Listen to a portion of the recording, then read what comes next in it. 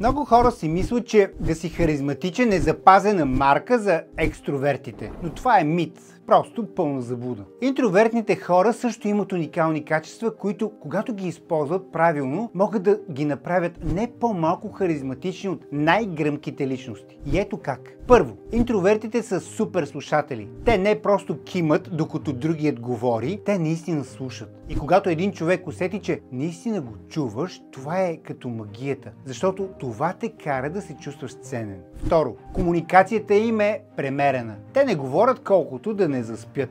Подбират си думите внимателно, а когато човек говори по този начин, всяка дума си тежи на мястото. И така хората те слушат. И трето, имат дълбока емпатия. Интровертите често усещат какво преживява другият дори преди да го е казал. Това създава истинска връзка, а не повърхностна. Така че, ако си интроверт и някога си се чувствал много по-слаб в комуникацията, помисли пак. Не трябва да се променяш, за да бъдеш въздействащ. Трябва само да използваш това, което вече носиш в себе си. Ако искаш да промениш мисленето си, последвай.